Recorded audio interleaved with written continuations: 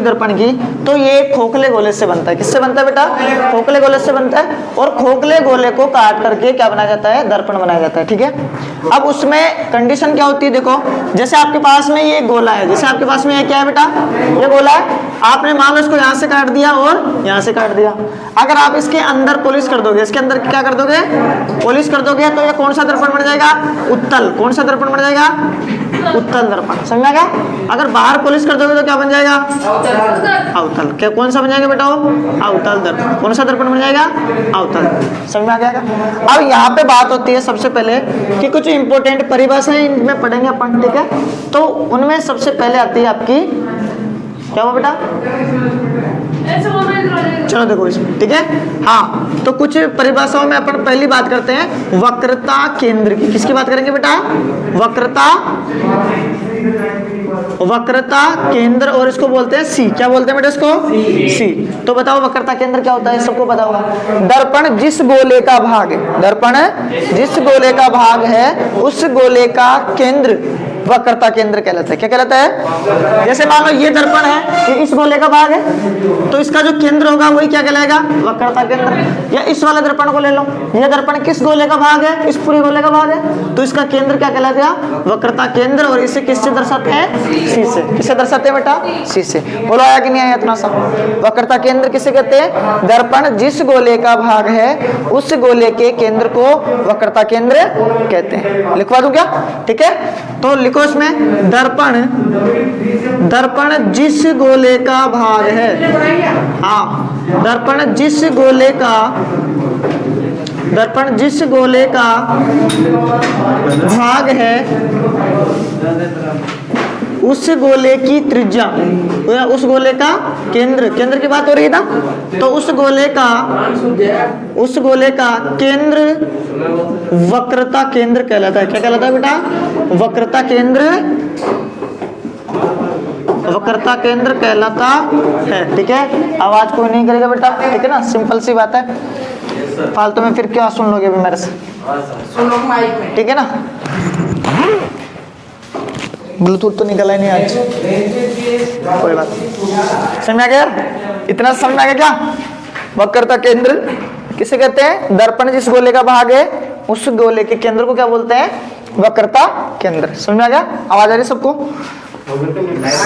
Second वाले की बात करें तो वक्रता त्रिज्या, तो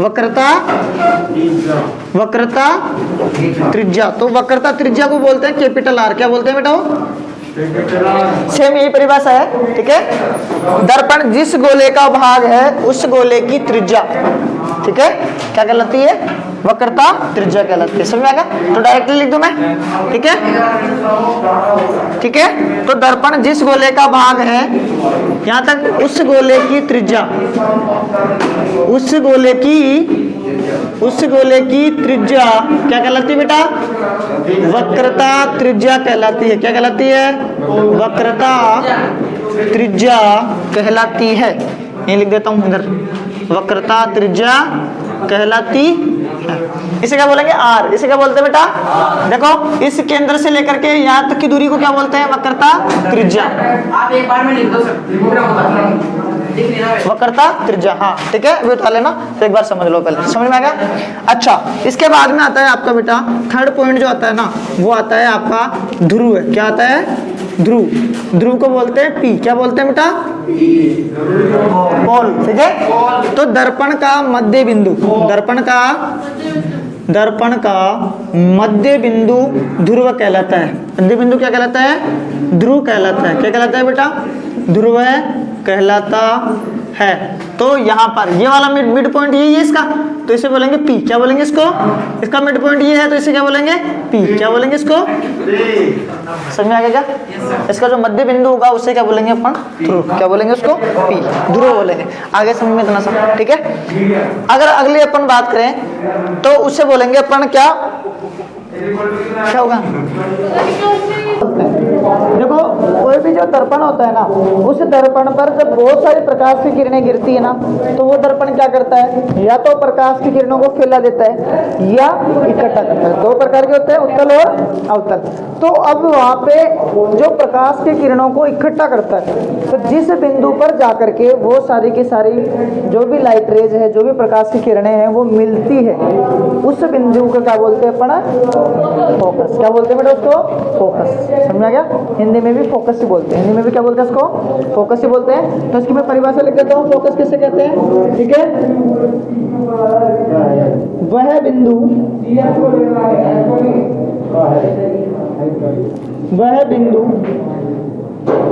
जिस पर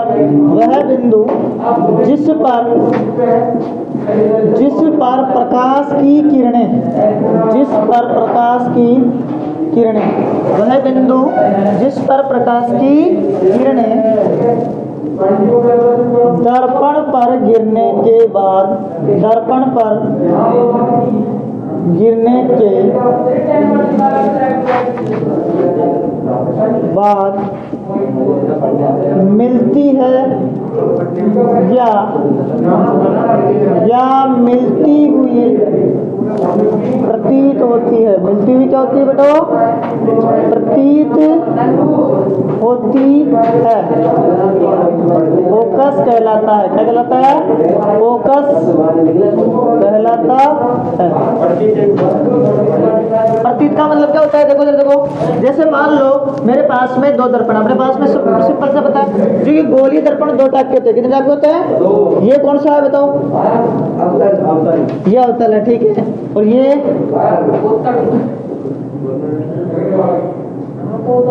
आप देखो ध्यान से देखो, इस पे क्या होगा, जब प्रकाश की किरण आएगी ना बेटा, तो इन सबको एक बिंदु पे मिला देता है।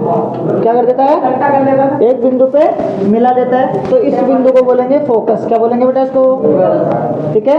जब प्रकाश की किरणें दर्पण पर गिरने के बाद किसी बिंदु पर जाकर के मिलती है, उस बिंदु को क्या बोलते हैं, फोकस। क्या बोलते हैं उसको, हो गया। अब ये को लाइन लिखिए, या तो मिलती है या मिलती हुई प्रतीत होती है। इसका मतलब क्या है कि देखो इसमें जब इस पे प्रकाश की किरण गिरेगी तो ये क्या हो जाएगी, इधर चली गई, इस पे गिरेगी तो इधर चली गई। अब मुझे ये बताओ, क्या ये किरणें एक दूसरे को मिल सकती है कभी? तो अब अपन इनको क्या करेंगे, पीछे बढ़ाएंगे। इनको क्या करेंगे, तो जिस बिंदु पर मिलती है उस बिंदु को क्या बोलते हैं, फोकस या मिलती हुई प्रतीत। अब जब अपन इसको देखेंगे तो ये जो बिंदु होगा, इस बिंदु पर अपने को ये मिलती हुई प्रतीत होगी, या तो मिलेगी या मिलती हुई प्रतीत होगी। तो इन दोनों ही बिंदुओं को अपन क्या बोलेंगे, फोकस। समझ आ जाएगा? इसका तो फोकस ये है, इसका फोकस ये। आगे इतना सा आ गया। ध्रुव क्या होता है, ये वाला पी, ये क्या होता है, पी। इसमें ये क्या होता है, पी। अब आती है आपकी फोकस दूरी। क्या आती है बेटा, फिफ्थ वाला पॉइंट लिखो, फोकस दूरी। कौन सी दूरी,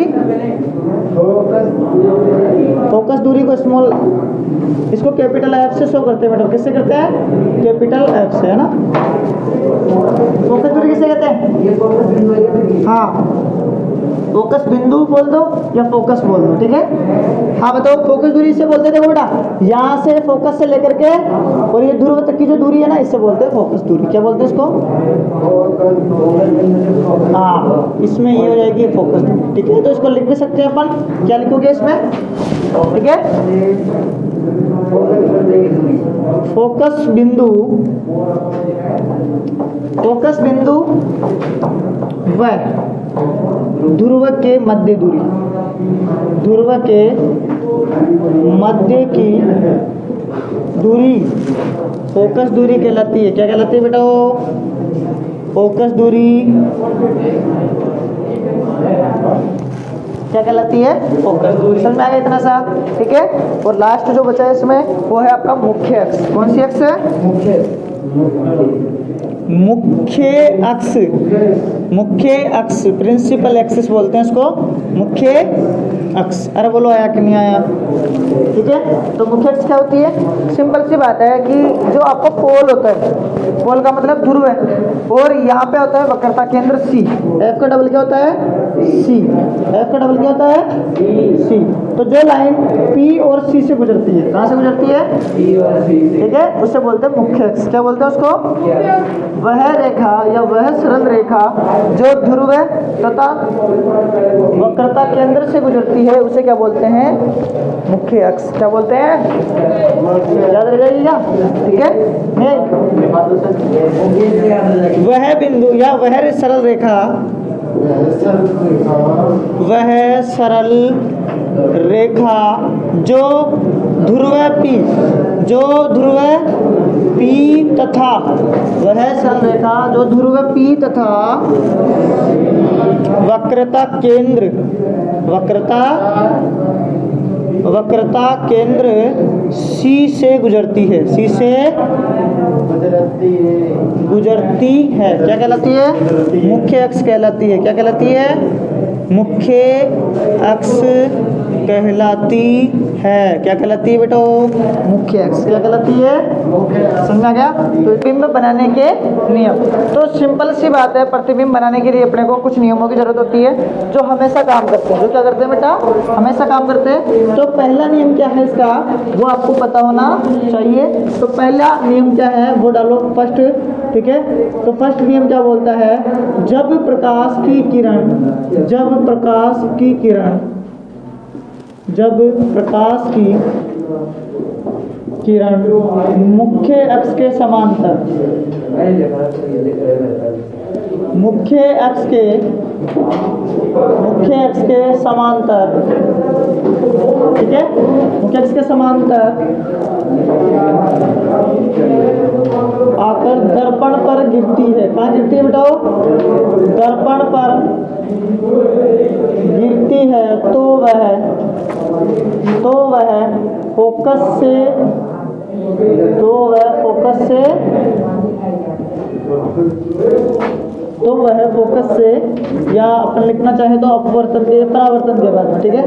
तो वह फोकस से निकलती है। कहाँ से निकलती है बेटा? फोकस से निकलती है। देखो कैसे निकलेगी।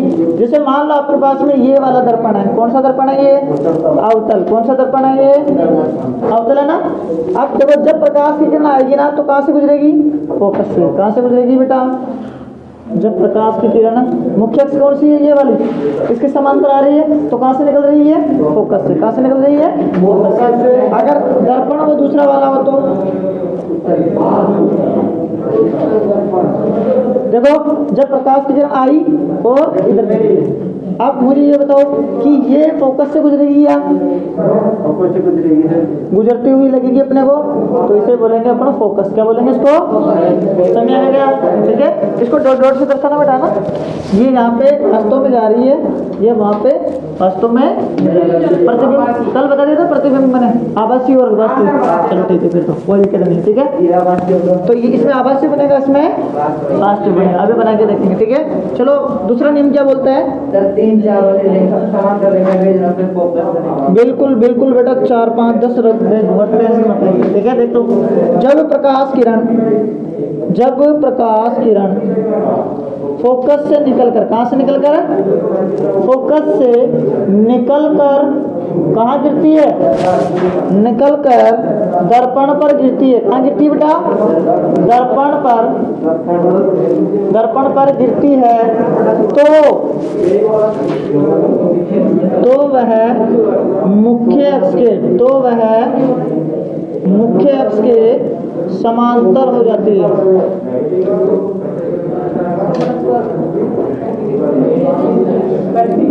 तो वह मुख्य अक्ष की क्या हो जाती है बेटा? समांतर हो जाती है। ठीक है, कैसे? जैसे मान लो दर्पण ये रहा आपका, दिख रहा है क्या? थोड़ा इंक डाल लूंगा इसमें, जब तक लिख लो तुम लोग, ठीक है। लिखो बेटा लिखो। क्या हो गया?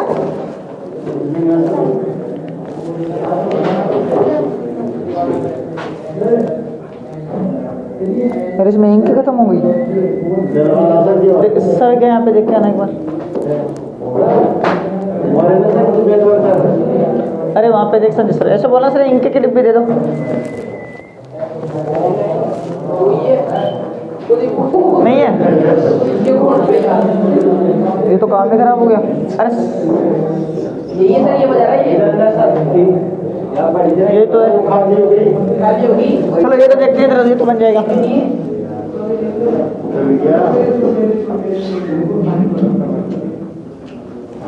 हाँ देखो, जब प्रकाश की किरण कैसी आती है बेटाओ, फोकस से निकलती है, कहाँ से निकलती है और दर्पण पर गिर जाती है ना, तो सीधी हो जाती है। क्या हो जाती है, पैरेलल हो जाती है इसकी, ठीक है। वही बात है, सेम टू सेम। देखो कैसी, इसका उल्टा है, पहले का क्या है ये भाई, जब पैरेलल आएगी ना तो फोकस से निकल जाएगी, अगर फोकस से जाएगी तो पैरेलल हो जाएगी। समझ में आ गया। दूसरा इसका अपोजिट इधर बना लो। ये कौन सा दर्पण है, तो जब प्रकाश की किरण कहाँ पे आएगी बेटा, वो फोकस से गुजरती है, कहाँ से, तो ये पैरेलल हो जाती है। कैसे हो जाती है बेटा, ठीक है। थोड़ा सा इसको मैं सीधा कर देता हूँ, ये क्या हो गया आपकी पैरेलल, ठीक है। ये हो गया आपका दूसरा नियम। कौन सा नियम होगा ये, अरे देखो तीसरा नियम है, देखो रे, जब प्रकाश की किरण में, देखो पहले लिखूंगा बाद में प्ले डायग्राम समझ लो। ये मुख्य अक्ष क्या है, ये मुख्य अक्ष बेटा। तो जब प्रकाश की किरण, देखो ध्यान से देखो, इधर देखो, जैसे मान लो ये अपना है कौन सा दर्पण है, अवतल, ये फोकस का डबल सी। तो जब कोई प्रकाश किरण सी से निकल करके दर्पण पे गिरती है तो सी से वापस आ जाती है। सी से क्या जाती है वापस, इसे बोलते हैं, ये एफ हो गया, ये आपका हो गया सी, ठीक है। तो इसी परिभाषा को आप लिख लेना कि जब प्रकाश की किरण सी से निकल करके दर्पण पे गिरती है, मान लो इधर से गई, सी से निकल करके दर्पण पे गिरी, तो टकरा करके वापस कहाँ से आएगी, सी से आएगी। ऐसे ही उत्तल में बना लेना। उत्तल में ये मान लो एफ है, ये सी है ना, ये क्या है आपका। तो यहाँ से जब सी पर जाएगी ना लाइट रे, ये लो, तो यहाँ पे टकरा करके वापस क्या जाएगी, सी से ही निकल जाएगी। समझ आएगा, वापस टकरा करके क्या हो जाएगी, वापस सी से ही निकल जाएगी। कौन सा दर्पण है ये, समझ आ गया बेटा, ठीक है। तो ये था आपका तीसरा नियम, ये था आपका तीसरा नियम। लिखोगे इसको, ठीक है। सी से जब प्रकाश की किरण सी से निकलकर, कहाँ से निकलकर, सी से निकलकर दर्पण पर गिरती है। कहाँ गिरती है बताओ, दर्पण पर गिरती है तो वह वापस सी से ही